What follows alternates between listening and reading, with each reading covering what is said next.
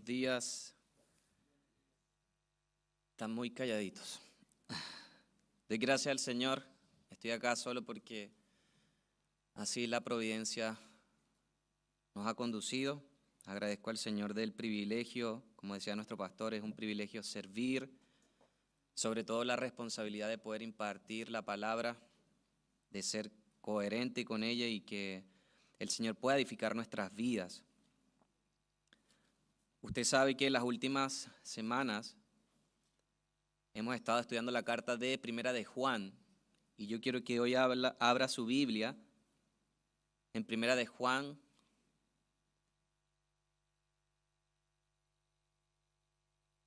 Abra su Biblia, Primera de Juan, capítulo 3.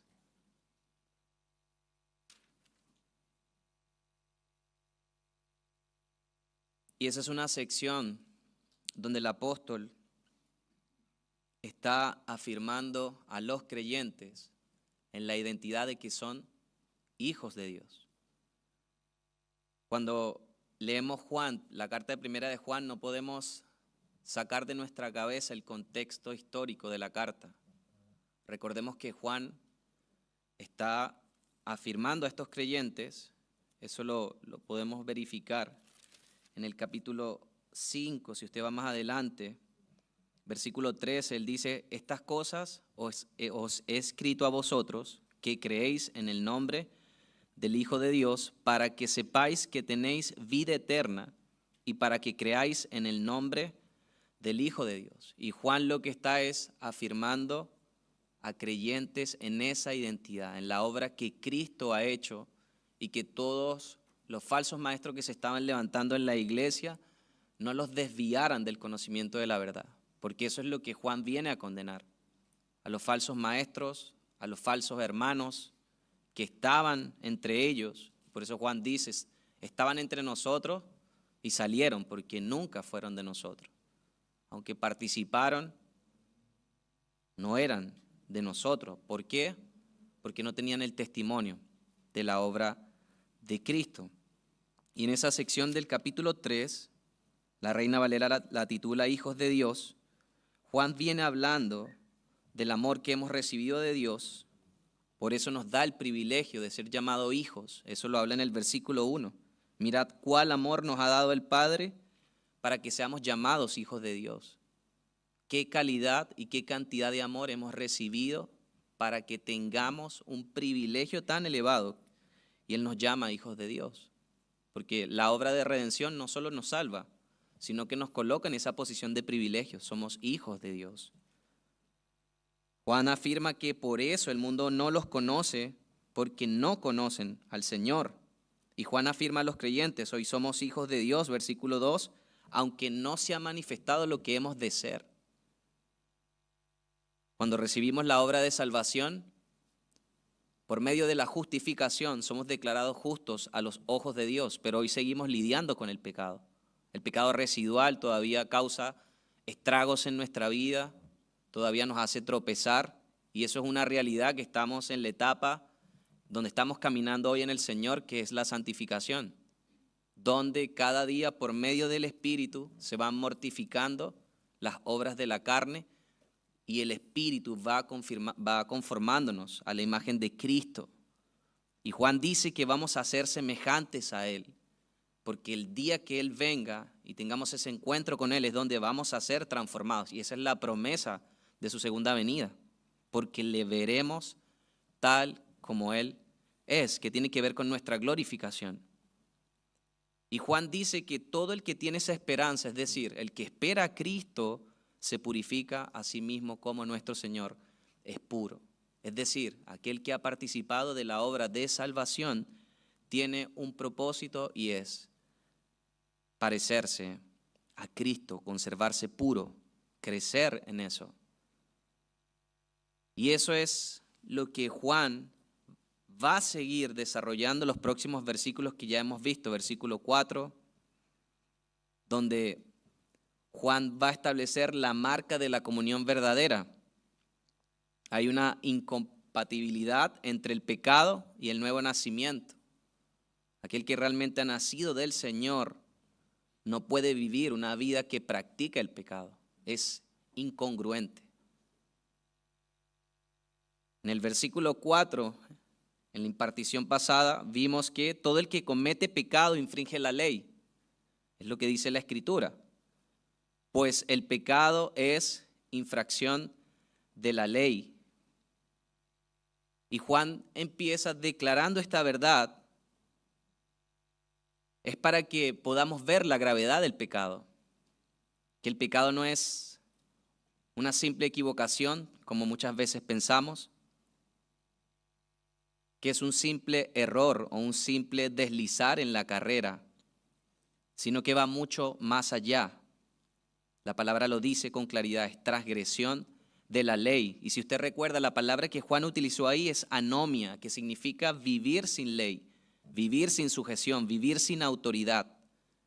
En pocas palabras, es vivir en anarquía espiritual. Y vivir en anarquía espiritual es aquella persona que vive en ausencia de gobierno, sin ese gobierno soberano. El que infringe la ley vive en esa condición, en anarquía espiritual. Juan lanza directamente esta verdad, es porque en ese contexto los falsos maestros querían menoscabar la obra de Cristo. Ellos decían que había un conocimiento reservado para algunos y estaban tentando contra la fe de los creyentes. Y Juan les vuelve a afirmar, hay unos que parecían que eran del rebaño, pero no pertenecían al rebaño de Cristo.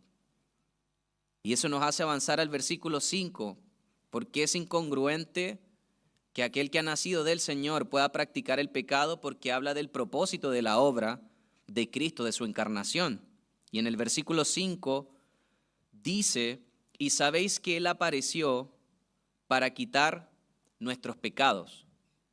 Cristo se encarnó para que realmente nuestros pecados fueran quitados, fueran eliminados por medio de su obra. Si el pecado fuera algo superficial, si fuera algo menor, entonces no necesitaríamos una solución tan drástica, tan radical como lo fue la obra de Cristo. Por eso nosotros como creyentes no podemos ver el pecado como una simple equivocación. Y eso es algo que yo he estado orando semanas, pidiéndole al Señor que nos dé esa conciencia de que pecado, es transgresión de la ley, es anarquía contra el gobierno de Dios, porque yo decido hacer mi voluntad y no hacer la voluntad de Dios. Cambio el placer, el deleite en su persona, por el deleite en otras cosas que solamente satisfacen la carne. El pecado no es cualquier cosa a los ojos de Dios, y lo que dice la Escritura no es así. Y recuerde que Cristo no vino a mejorar nuestra conducta, nuestros hábitos, hacernos mejor versión, sino que vino a romper con ese poder que nos mantenía en muerte y en condenación. Para eso vino Cristo, porque éramos esclavos del pecado. Ese fue el propósito principal de la encarnación, que es lo que Pablo habla en Romanos 6, cuando nuestro pastor Eduardo nos habló al respecto. Que el viejo hombre fue crucificado para que el cuerpo de pecado fuera destruido y con ese fin ya no sirvamos más al pecado. Entonces, el que ha nacido de Dios no puede servir al pecado. Es incoherente con la vida que ha recibido en Cristo. ¿Cuántos dicen amén? El fin de su encarnación fue la redención, y la redención describe el efecto de liberarnos de la esclavitud. Y Juan expresa que el que tiene la fe verdadera ya no puede practicar más el pecado porque hubo un cambio de dueño. Ahora servimos a la justicia. Qué glorioso. Somos siervos de la justicia. Y nosotros vivimos en un mundo donde el pecado está presente en toda la humanidad. Como creyentes luchamos día a día con el pecado residual, con las obras de la carne. Eclesiastés 7:20 declara que no hay hombre justo en la tierra que haga el bien y que nunca peque. Ayer se lo recordé a los jóvenes. Y los grandes hombres de Dios que nosotros vemos en la Biblia fallaron. Si vemos Noé, falló porque se embriagó. Si vemos la historia de Abraham, que hemos leído las últimas semanas, vemos que es el padre de la fe, mintió y tuvo miedo. Vemos a Moisés, que después de guiar al pueblo a su libertad, desobedeció una orden directa de Dios. Vemos a David, un hombre que la Biblia describe como un hombre conforme al corazón de Dios. Fue el autor de un asesinato y de un adulterio para satisfacer sus deseos. Y si vamos al Nuevo Testamento, vemos a un Pedro que caminó 3 años con el Señor y en su última hora lo negó. Aunque fueron hombres que recibieron cierta gracia, igual se equivocaron, fallaron. Pero cuando nosotros vemos a Cristo, la Escritura presenta algo completamente diferente en su persona. En Cristo no hubo corrupción moral, no hubo inclinación pecaminosa, no tenía una contaminación interna. Y eso es lo que Juan va a terminar de desarrollar en el versículo 5, en la parte B. Y dice la Escritura, y no hay pecado en él. Oremos. Padre, gracias te damos esta mañana, Señor, por tu palabra. Te pido, Dios, que me ayudes a predicar, Señor, con claridad, con denuedo, Señor. Que tu Espíritu Santo santifique nuestras vidas por medio de tu palabra, Señor. Renueva nuestro entendimiento, Señor, y ayúdanos a poder ver tu verdad, Señor, y que ésta transforme nuestras vidas, Señor. También te ruego, Señor, por aquellos que no han sido partícipes de la obra de tu gracia, Señor, para que tú pongas esa convicción de pecado y de juicio en sus corazones, Señor, y ellos puedan ver la necesidad de un Salvador, Señor, que es Cristo. Obra, Señor, para glorificarte una vez más, porque solo tú mereces la gloria y toda honra, Señor. En Cristo Jesús, amén y amén. Fíjese lo que dice Juan, y no hay pecado en él. Cuando Juan está afirmando esto nos habla de una doctrina muy hermosa que tiene que ver con la impecabilidad de Cristo. Esta doctrina afirma que Jesús no solamente no pecó, sino que era imposible que Él hiciera eso por quién es Él. Cuando vemos el verbo que Juan usa ahí, y no hay pecado, la palabra pecado habla de corrupción moral, habla de desviación de la voluntad de Dios, habla de inclinación pecaminosa. En Cristo no estaba eso. Ese verbo que Juan utiliza allí, y no hay, el verbo está en tiempo presente, lo que enfatiza que esa impecabilidad es una característica de la naturaleza eterna de Jesús. Es decir, Jesús ha sido impecable, no puede pecar desde su preexistencia, en su encarnación y en su posición exaltada. Él es sin pecado. Cristo es y sigue siendo sin pecado. Y eso lo podemos ver en la Escritura. Hay muchos pasajes que nos hablan al respecto. Jesús vivió una vida perfecta en plena obediencia al Padre. El mismo Juan lo declara en Juan capítulo 8, versículo 29. Juan dice en su evangelio, porque el que me envió conmigo está. No me ha dejado solo el Padre, porque yo hago siempre lo que le agrada.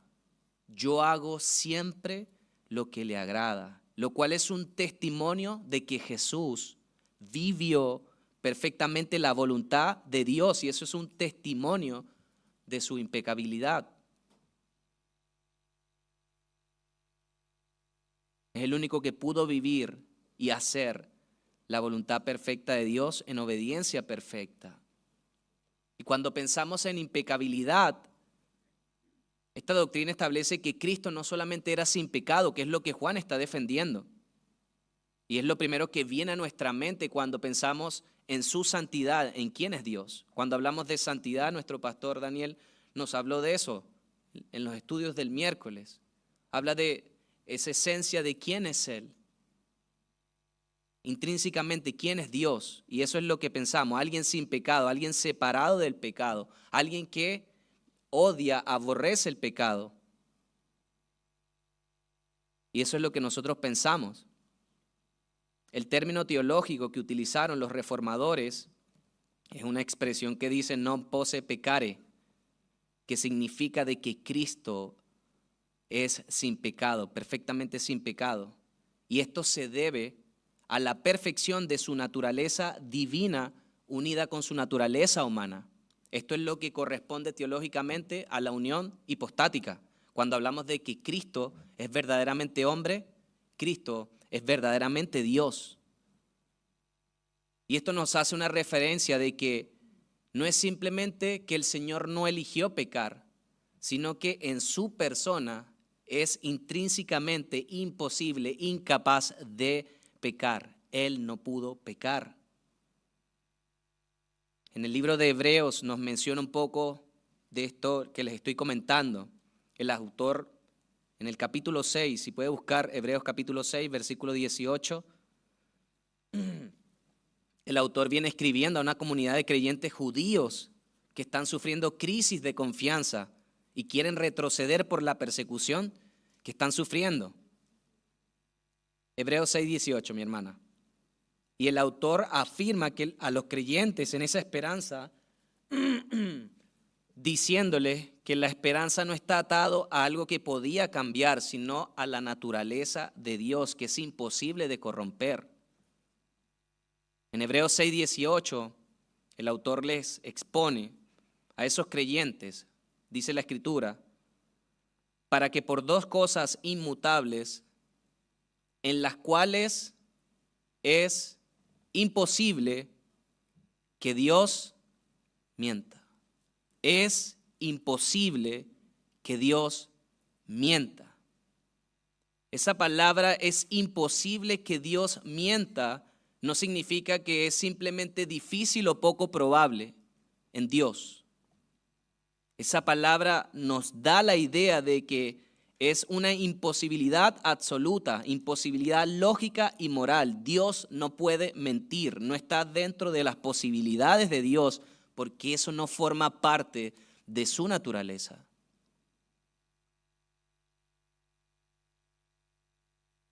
En su pureza moral, Dios es recto, con odio al pecado, separado del pecado. Dios no decide no mentir. Él no puede mentir porque es contrario a su naturaleza, porque su ser, en su esencia, Él es la verdad. El mismo autor de Hebreos en 1:3 nos dice que Cristo es el resplandor de la gloria de Dios, la imagen exacta de su ser. Cuando nos habla de que Cristo es la imagen exacta de su ser, esto nos hace referencia a que la inmutabilidad de la verdad de Dios es la garantía de que Cristo, aunque fue tentado, no pecó, porque Cristo es Dios, es verdaderamente hombre, es verdaderamente Dios. No pecó no solo porque lo evitó, sino porque era incapaz de hacerlo. Y eso es lo que Juan está afirmando una vez más. Pablo, cuando le escribe a Timoteo, en 1 de Timoteo 3, 14 al 16, él dice que el misterio de Dios es grande, el misterio de la piedad. En ese versículo dice, indiscutible grande es el misterio de la piedad. Dios fue manifestado en carne. Y nuestra mente humana nos cuesta comprender eso. Nos cuesta comprender y ver cómo dos naturalezas operan en una misma persona. El apóstol Pablo, refiriéndose a la impecabilidad de Cristo, en 2 de Corintios 5:21, dice lo siguiente: al que no conoció pecado, por nosotros lo hizo pecado, para que nosotros fuésemos hechos justicia de Dios en él. Fíjese lo que dice Pablo en 2 de Corintios, al que no conoció pecado. Y esa palabra conoció no es un conocimiento intelectual, sino una experiencia relacional y profunda. Mire lo que afirma la Escritura, que Cristo no solo no pecó en sus actos, sino que en su naturaleza humana no tenía esa inclinación hacia el mal, porque él no tenía una relación con el pecado. Para hacer el sacrificio perfecto, el cordero sin mancha, él debía de ser puro para que pudiera ser el sustituto perfecto nuestro por medio de la obra de redención. En Éxodo 12:5, cuando el pueblo de Israel iba a ofrecer el cordero, la indicación de Dios dijo, el cordero será un macho sin defecto. Tenía que ser perfecto, por eso Cristo no pecó. Si él hubiera tenido pecado propio, su muerte, él habría tenido que pagar su propia deuda, no la nuestra, no hubiera sido nuestro sustituto. Y para que el sacrificio fuera válido, ese sustituto tenía que ser perfecto. Si Jesús hubiera tenido pecado propio, tenía que morir por su propia culpa. Pero Pablo afirma, al que no conoció pecado, es aquel que nos imparte la justicia perfecta que él acreditó y que se nos dio a nosotros por medio de su obra, porque no participó del pecado.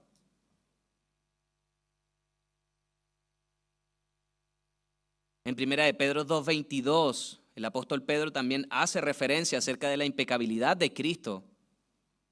El apóstol Pedro dice, el cual no hizo pecado, ni se halló engaño en su boca. Haciendo referencia a Cristo como el modelo del sufrimiento padeciendo por la voluntad de Dios, el cual no hizo pecado ni se halló engaño en su boca. Y esa expresión no hizo pecado es lo que vimos en todo su ministerio terrenal. Cristo no practicó ni ejecutó el pecado y no hubo nunca una acción pecaminosa. Pedro dice esto porque nunca vio en él una motivación torcida, nunca vio una rebelión interna. Cristo obedeció perfectamente la ley de Dios y ese es el testimonio que Pedro está diciendo. Y el énfasis está en que el Señor obedeció perfectamente en un mundo caído, cumplió la ley a su perfección, no hizo pecado, no practicó el pecado. Y no solamente dice eso Pedro, sino que no se halló engaño en su boca. Y el engaño tiene que ver con fraude, manipulación, falsedad, astucia engañosa. Eso no estuvo presente en Cristo. Describe a alguien que oculta maldad detrás de palabras aparentes. Cristo nunca exageró, nunca manipuló, nunca mintió, nunca habló hipócritamente y nunca usó palabras ociosas o pecaminosas. Eso es lo que tiene que ver con engaño en su boca. Fue perfecto en todo. Y Juan, al decir en el versículo 5 que Él apareció para quitar nuestros pecados y que no hay pecado en Él, está defendiendo una doctrina fundamental para nosotros como cristianos. Porque si Cristo hubiera tenido pecado, entonces su obra no hubiera sido efectiva sobre nosotros. Pero Él es el Cordero perfecto y por ser el Cordero perfecto, por eso pudo llevar nuestros pecados sobre la cruz y liberarnos del poder del pecado. El Hijo de Dios, en su naturaleza humana, encarnó y enfrentó verdaderas tentaciones. Si usted lee los evangelios, en Lucas 4, el texto famoso donde Jesús es tentado por Satanás, ¿cuáles son las 3 tentaciones que se presentan? Los deseos de los ojos, los deseos de la carne, la vanagloria de la vida. Lo mismo que Juan habla en su carta, cuando dice que no amemos al mundo. Cristo tuvo esa prueba, pero dice que Él fue sin pecado, porque sabemos que ya no puede pecar. Y Juan hace esta referencia, es para anular el falso testimonio de los falsos maestros que menoscababan la humanidad de Cristo al decir que Él era una emanación de Dios y vivían en libertinaje, cometiendo pecado, porque el cuerpo no importaba.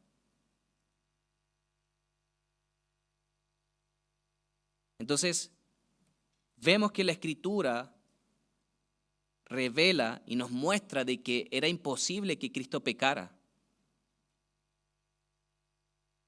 ¿Qué es lo que hace el mundo? ¿Qué es lo que señala el mundo?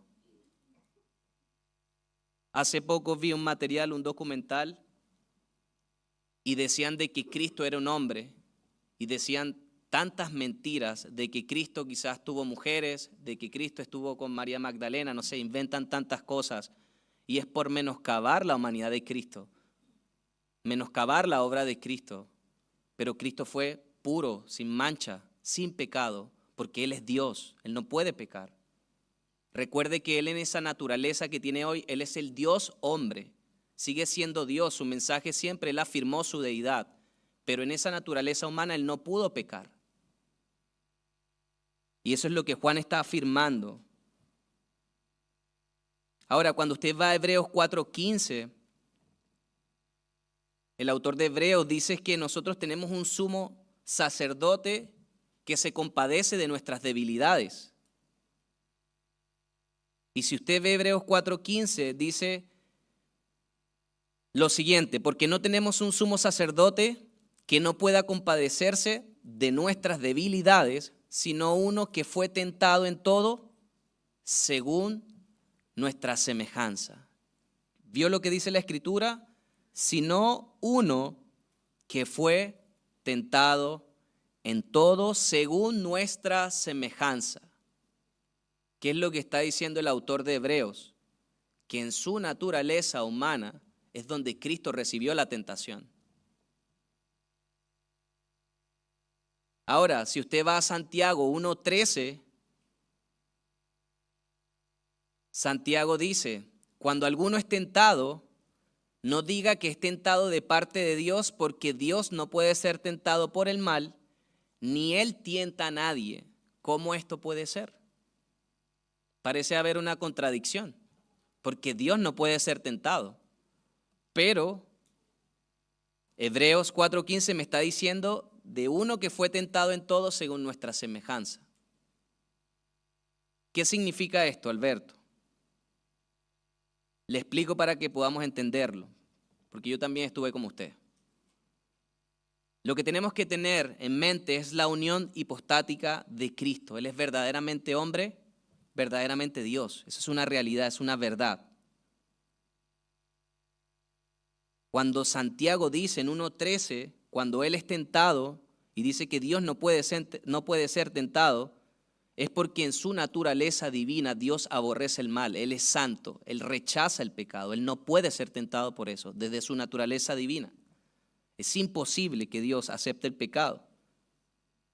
En cambio, en su naturaleza humana, al hacerse carne, al encarnarse, Él asumió las limitaciones humanas. Y lo vemos en los evangelios.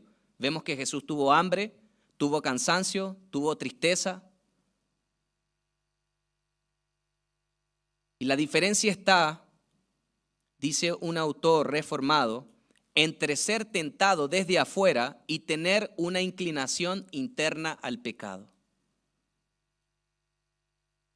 En Jesús la tentación fue externa para que Él sintiera la presión de la tentación, pero Él, siendo Dios en esa naturaleza divina, no podía pecar. Y en esa naturaleza humana Él no tenía el deseo interno del pecado como nosotros lo tenemos por la caída de Adán.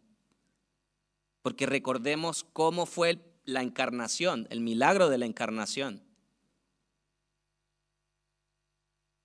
Cuando Dios le dice a María que va a engendrar un hijo, dice: el Espíritu Santo vendrá sobre ti.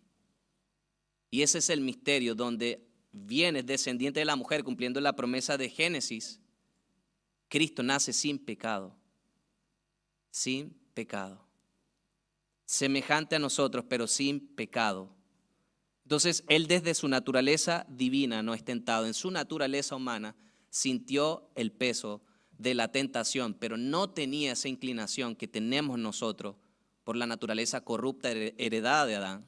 Esa es la diferencia. Si Jesús no hubiera experimentado esa dificultad de resistir, Él no podría ser entonces ese intercesor que comprenda lo que realmente el ser humano siente en todas sus pruebas.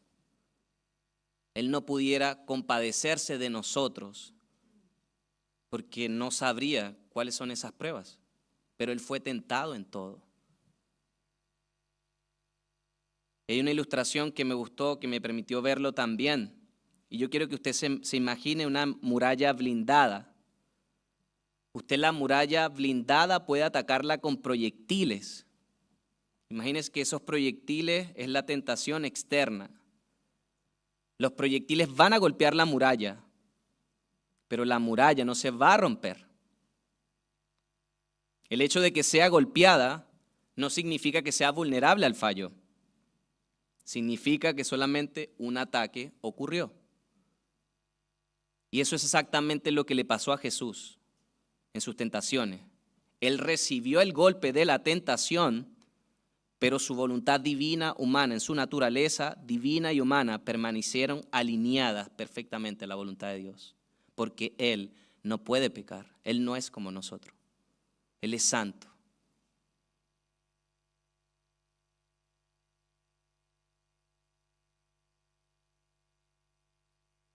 ¿Qué implicaciones tiene para nuestra vida esta doctrina de que tenemos garantía de nuestra redención? El Salvador no falló y por eso es seguro su sacrificio. Cristo es el Redentor perfecto e infalible, porque no pecó. Tenemos un sumo sacerdote perfecto y como fue tentado en todo, por eso Él puede compadecerse por nosotros, porque sufrió la tentación, pero no se dio a ella. Y vemos su vida de obediencia perfecta, su justicia es perfecta y es la que se imputa a nuestra vida por esa unión vital que tenemos con Él. Por eso somos declarados justos a los ojos de Dios. Y Juan con esto lo que quiere es que sepamos que Cristo es moralmente perfecto. No hay ninguna corrupción moral, no hay ninguna corrupción interna en Él. Por eso Cristo es el sacrificio perfecto y es el Cordero que puede quitar el pecado. Y al decirnos que Él es sin pecado, Juan lo que está animando a estos creyentes también es que Cristo es el estándar que nosotros tenemos que perseguir en nuestra santificación.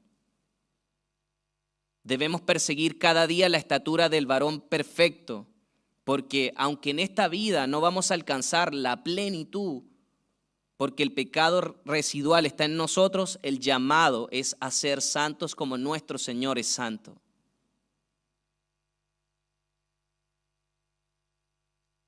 Si en Cristo no hay pecados, entonces ¿cómo algunos afirman que están en Él y siguen viviendo todavía en rebelión?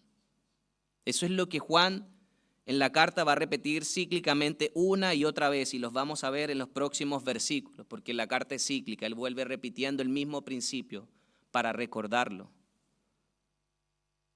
Entonces, ¿cómo es posible algunos que se hacen llamar creyentes, que afirman que están en Él y siguen viviendo una vida de pecado? Es incoherente la obra de Cristo con eso.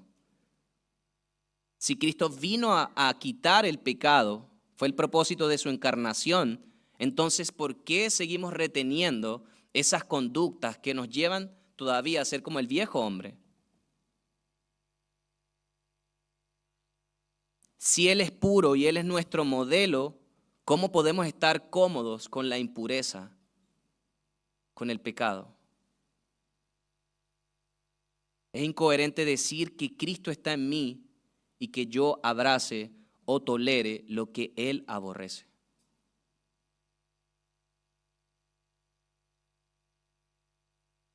La renuncia al pecado es la evidencia de que tenemos una unión genuina con Cristo. Recuerde, la justificación no se desliga de la santificación. Desde una perspectiva reformada, Calvino dijo que la concupiscencia no es una simple inclinación al pecado. Calvino dijo que la concupiscencia es un pecado en sí mismo. Es la manifestación activa del pecado original. No es solo una debilidad o un deseo biológico. tiene que ver con una corrupción profunda del corazón. Ese deseo corrupto es el deseo que no está alineado a la ley de Dios y que no tiene amor por Dios. Y es una naturaleza activa porque no es un estado pasivo, es una fuerza que inclina la voluntad, el intelecto, los afectos hacia el egoísmo y lejos de Dios.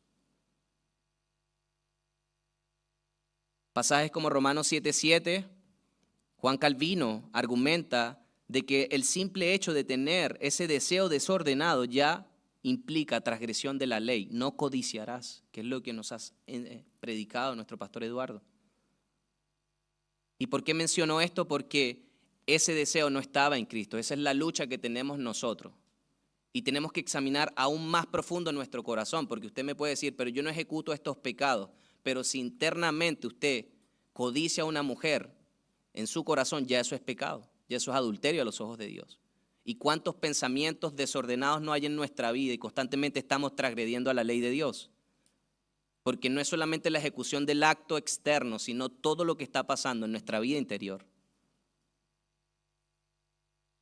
Por eso el pecado no es algo a la ligera, no es algo que está afuera, está en nosotros. Y eso es lo que tenemos que matar todos los días por medio de la obra del Espíritu. Y ese fue el propósito de la obra de Cristo. Vino a quitar el pecado. Y no importa cuán profundo sea tu pecado, Cristo, su obra, es suficiente para removerlo. No importa cuán repetido sea, Cristo es poderoso para vencer esas ataduras, ese pecado. Y no importa cuán escondido estés, ese pecado en ti, Cristo puede desarraigarlo completamente. Pero hay que creer en su obra, en su persona. Y esto nos lleva a avanzar, voy a avanzar hasta el versículo 6. Vemos la escritura.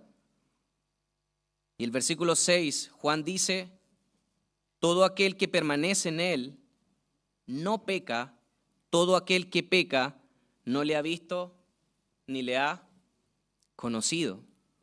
Fíjese que Juan viene diciendo todo lo que tiene que ver con el pecado y sigue repitiendo la misma idea a través de los versículos que hemos visto.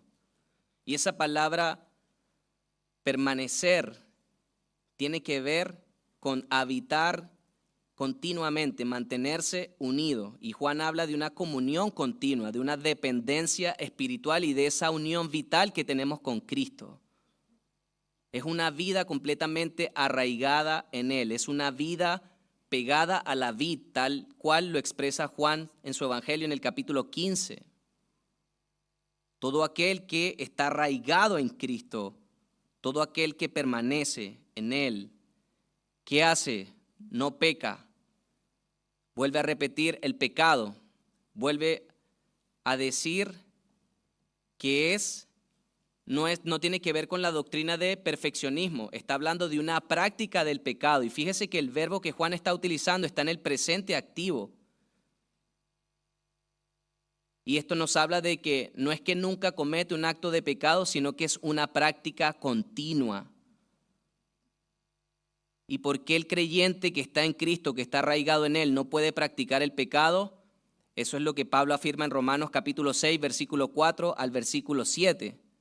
Porque somos sepultados juntamente con Él para muerte por el bautismo, a fin de que como Cristo resucitó de los muertos por la gloria del Padre, así también nosotros andemos en vida nueva. Porque si fuimos plantados juntamente con Él en la semejanza de su muerte, así también lo seremos en la de su resurrección. Sabiendo esto, que nuestro viejo hombre fue crucificado juntamente con Él, para que el cuerpo de pecado sea destruido, a fin de que no sirvamos más al pecado, porque el que ha muerto ha sido justificado del pecado. El que está en Cristo no puede pecar, es incongruente con su obra, porque el viejo hombre fue crucificado con Él. Y el énfasis de esas afirmaciones que está hablando el apóstol tiene que ver con la santificación, y es porque los verdaderos cristianos tienen al Espíritu Santo. ¿Y qué es lo que hace el Espíritu Santo? Conformarnos a la imagen de Cristo, A través del nuevo nacimiento hemos recibido un nuevo corazón, hemos recibido el perdón de Dios y esto nos lleva a una vida transformada. Hay una evidencia que dice que somos de Cristo y hay una capacidad dada por su Espíritu para obedecer la ley de Dios. Por eso no podemos pecar. Pablo también en 2 Corintios 5:17 dice, de modo que si alguno está en Cristo, nueva criatura es. Las cosas viejas pasaron, he aquí todas son hechas nuevas. En Cristo nueva criatura somos por medio del nuevo nacimiento. Se nos imparte la nueva naturaleza, la naturaleza de Dios para que podamos vivir la vida que Dios espera que vivamos, conforme a su ley. Y Juan lleva el mismo pensamiento. Todo aquel que dice que está en Cristo no puede vivir una vida continua y cómoda al pecado. Ya que el creyente que ha sido regenerado, ha sido transformado, ha sido liberado del dominio del pecado y ya el pecado no reina sobre él. El pecado no tiene poder sobre él. Y Juan continúa afirmando, todo aquel que peca no le ha visto ni le ha conocido. Fíjese, vuelve a utilizar el mismo verbo. Y el verbo está en tiempo presente. La vida que está caracterizada de pecado sin arrepentimiento. La vida que vive en rebelión continua contra Dios y que usa la gracia para justificar su pecado continuo. Juan dice que el que vive de esa manera no le ha visto ni le ha conocido. Y la palabra conocer, ese verbo no es un conocimiento obtenido mediante el proceso intelectual, sino el conocimiento por experiencia. Y eso nos habla de que muchos pueden conocer doctrina, muchos asisten a las congregaciones, pero aún así no conocen realmente al Señor. Sus conciencias todavía están cauterizadas por el pecado y viven en el engaño de sus pensamientos vanos, viviendo una vida tal cual lo viven los inconversos. Porque solo evidencian piedad en estos ámbitos, pero en su vida personal no evidencian el verdadero evangelio. Y Juan Calvino dijo, es inútil afirmar tener fe en Cristo y conocerlo si no hay una vida nueva. Es inútil afirmar eso. Porque Cristo nunca está inactivo donde reina, sino que el Espíritu hace efectivo su poder. Con razón se puede decir que Él expulsa al pecado, así como el sol disipa la oscuridad con su propio brillo. Entonces Juan vuelve a afirmar una vez más que todo el que realmente está cimentado en Cristo no puede vivir una vida de práctica al pecado. Fíjese que eso es lo mismo que mencionó en el versículo 3. El que tiene la esperanza se purifica a sí mismo. Y lo va a seguir afirmando los próximos versículos. ¿Por qué no puede practicar el pecado? En el capítulo 5 dice que en el versículo 18, que el que ha nacido de Dios no practica el pecado, pues aquel que fue engendrado por Dios, Dios le guarda y el maligno no le puede tocar. Y Juan en toda la carta, usted la puede leer en su casa, sobre todo en el capítulo 5, habla de esa marca verdadera de los que participan realmente de la obra de Cristo.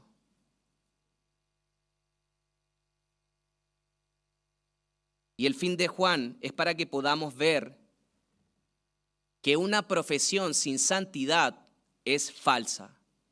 Si no se evidencia santidad en tu vida, es una profesión falsa. Solamente ir a la congregación no salva. Solamente cantar las canciones que cantamos no salva. Conocer doctrina es importante, pero eso no salva. Juan está diciendo que el cristianismo no es simplemente eso. El cristianismo es un nuevo nacimiento que produce una nueva vida en el Señor. Y no importa cuánto conocimiento bíblico tú tengas o los años que tienes asistiendo a convocatorias, si tu vida sigue dominada por el pecado y sin arrepentimiento, entonces tu fe no es genuina. vives en el engaño y vas directo a la condenación. Una profesión sin santidad es falsa. Lo segundo que el apóstol Juan resalta con este versículo es que el que es creyente verdadero va a luchar contra el pecado. Porque el texto no fue escrito para destruir a los creyentes que estaban batallando contra el pecado y hacerles dudar de su salvación. No, fue para separar lo genuino de lo que no es genuino. Juan lo escribe para desenmascarar la hipocresía y la falsa conversión, el libertinaje que habían en aquellos falsos creyentes. Hoy esa es la realidad que vemos en la iglesia. Gente que asiste pero tiene una vida todavía desordenada, no conocen al Señor. El pecado es tan engañoso que puede endurecer lentamente el corazón. Lo que antes te quebrantaba, hoy ya no te duele. Lo que antes confesabas con lágrima, hoy lo justificas. Lo que antes escondías con vergüenza, hoy lo practicas con comodidad. Y esa es la evidencia de un corazón que realmente no está centrado en Cristo. El creyente verdadero puede caer, porque nos podemos equivocar, pero jamás va a vivir tranquilo con el pecado. ¿Por qué? Porque el Espíritu Santo nos confronta continuamente. Él nos exhorta. Y si hoy peleas contra el pecado y lo confiesas y lo odias y corres a Cristo, entonces eso es la marca y la evidencia de que realmente tienes el sello del Espíritu Santo. Pero si te acomodas al pecado, tienes que rever tu salvación. Y lo tercero que Juan nos quiere transmitir en esta pequeña porción de la Escritura es que permanecer en Cristo es esencial. Todo aquel que permanece en Él no peca. El que permanece en Cristo, en la vid, centrado, arraigado en Cristo, no puede pecar. No podemos vencer al pecado separado del Señor. No es en nuestra fuerza, es la gracia de Dios operando en nosotros. Necesitamos perseverar en la comunión con el Señor y necesitamos perseverar en los medios de gracia. Y es algo que se nos recuerda continuamente una y otra vez en esta casa, pero todavía no evidenciamos obediencia a lo que nuestros pastores nos dicen. Porque queremos venir el miércoles cuando me provoca o los domingos.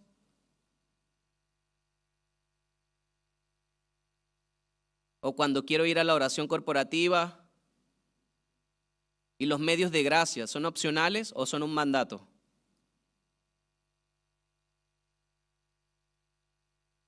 Perseverar en la oración, en la palabra, en la comunión, en la obediencia es lo que va a hacer que nosotros no perseveremos en el pecado.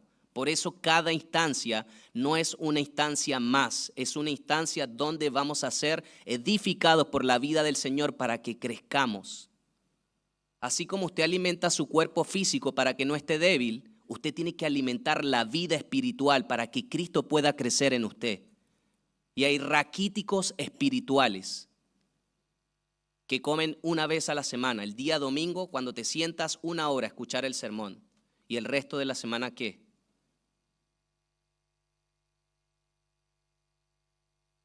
La pregunta esta mañana debería ser, no es simplemente ser, voy a la iglesia, tengo Biblia, conozco doctrina. La pregunta que tenemos que hacernos es, ¿permanezco realmente en Cristo? ¿Mi vida evidencia realmente una transformación genuina? ¿Estoy dando frutos de la santificación? ¿El pecado gobierna mi vida o estoy luchando contra él? Esas son las preguntas que te voy a dejar esta mañana para que puedas reflexionarla y podamos examinar nuestro corazón a los ojos del Señor.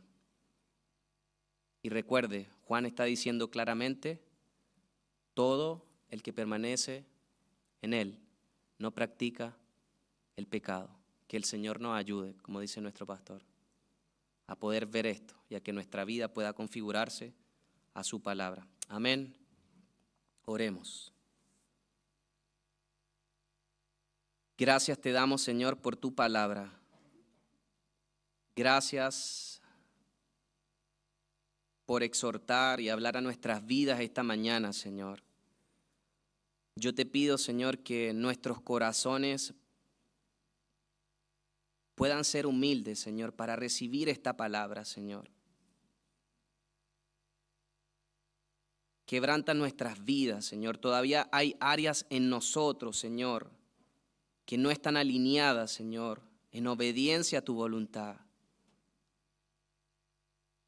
Yo te pido, Señor, que nos ayudes a realmente permanecer en ti por medio de tu gracia, Señor, y que cada día en esta casa, Señor, pueda evidenciarse en la vida de los santos, Señor, un crecimiento en la santificación. Haz crecer esta iglesia en madurez, Señor, en amor a ti, en amor a tu palabra, y que tu Espíritu Santo nos recuerde esta verdad siempre. Aquellos que todavía, Señor, viven arraigados en una vida de pecados, engañados, Señor, en los propios engaños de sus pensamientos, que tu Espíritu traiga luz en ellos, Señor, y produzca arrepentimientos genuinos en sus corazones como efecto de tu misericordia en sus vidas, Dios. Rogamos una vez más, Señor, por aquellos que no te conocen, que puedan experimentar esta obra gloriosa, Señor, y que tú te glorifiques una vez más como el Dios de la salvación. Gracias, Señor, porque eres bueno. Gracias por tu paciencia. Gracias por tu amor sobre nuestras vidas, Señor. No hay nadie que sea como tú, tan glorioso y tan hermoso y tan bueno. Por eso te alabamos y te exaltamos esta mañana en Cristo Jesús. Amén.